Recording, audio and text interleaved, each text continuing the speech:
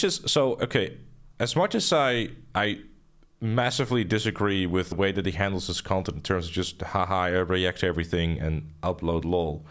Um, there is a genuine good reason why people might feel this way, right? I personally enjoy the fact that, figuring things out and, oh, hey, let me just, like figuring out how do I beat this, how to get better. And when I finally beat the boss, like I feel a lot of satisfaction. I feel like I really earned it, right? I personally enjoy a challenge, right? I personally enjoy when something is like, has a challenge to it, is difficult, etc. But I also understand this argument where I just really want to have a good time. I just want to chill when playing the games and that sort of stuff. And Elden Ring, in many aspects, is the case too. The main bosses in the game, though, that's often where you're getting skill checked, right? And some mini bosses too.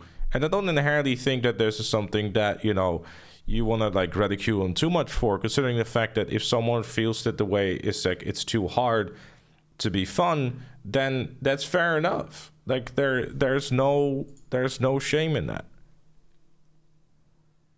You can chill by summoning 3 other players to defeat a boss.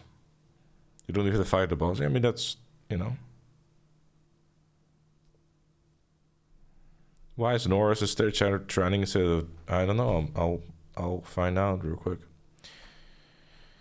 Norris is currently trending because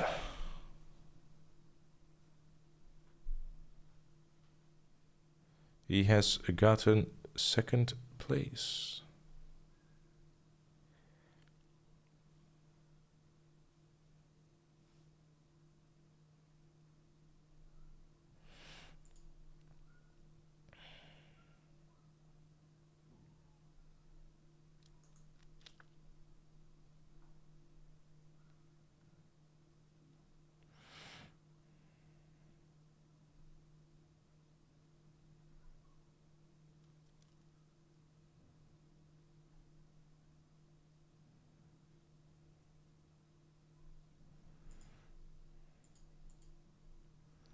It kind of does, Sonny, yeah.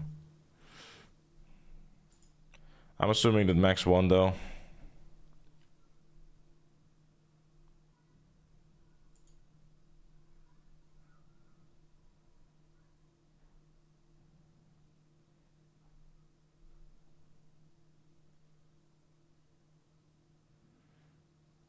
Well, Lewis got 3rd, so that's nice.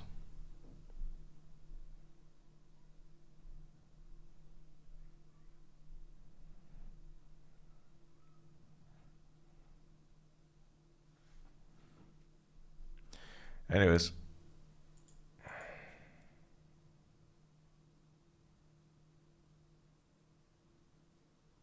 Yeah, I know, Pyrex. You're all good.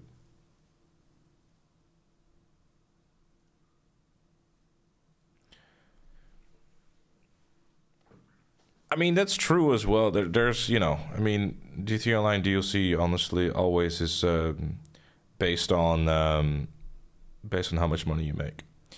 Whereas, Elden Ring, I get it. Like Souls games can be super satisfying, right? Like, and they really like it's really something like Souls games really is not a plug and play type of thing, right? You have to, especially if you play it for the first time, it's an uphill battle, but it's an uphill battle that is worth exploring because, like I said, especially the exploration in Elden Ring is always worth it, right? Because, like I said, if you take a right turn instead of the left turn you're meant to be going, the right turn still has something, No, I don't think that Elden Ring is too hard because I recognize that the reason why I'm getting my ass kicked by that boss is because I am simply not good enough and do not have a good enough timing to dodge the attacks and stuff. And that's also partly because I don't really have enough experience with these kind of games, and I also haven't played Elden Ring, or a Souls type game for a while. Lies of P is another great example of where, like the more you kind of been playing, the more to find your groove and timing. Because a lot of it really just comes down to a lot of it just comes down to um, a lot of it comes down to just like finding your groove, building up that timing, like understanding the build that you have. Like, because like me having used the Rivers of Blood thing and then using that attack, it's a very different playstyle than me now using a two-handed sword and like jumping and then attacking. But the jumping and then attacking is working better because it's like stunning the boss, which will allow me to either decide to do like that stun lock attack, or I can do the magic attack or try to do more damage that way. So it's like, you know, yeah, exactly. You waltz into the thing, you're gonna get your ass kicked. But like, you learn, right? Like you feel that you're being challenged and you're being rewarded for taking the time to either do two things: either you develop your skills in the game, which frankly will also help you in other games too, or you take the time, like I often was doing in my main playthrough of Elden Ring, is that I went out of my way to try to see if I could find better stuff, which again in this DLC is the case too with the fragments, because you get more damage resistance and you do more damage, and it's noticeable already by having gotten just a couple, and it doesn't really take a lot of time to do that, right? Apparently there's like 50 of them in total, which I think, like, you know, obviously it scales of how much you need per level, but it doesn't, like, the effort required to become a little bit more powerful, especially in this DLC, isn't very grindy at all, versus the main game where you're going to be spending quite a bit of time standing on a tower and shooting a bird to die. So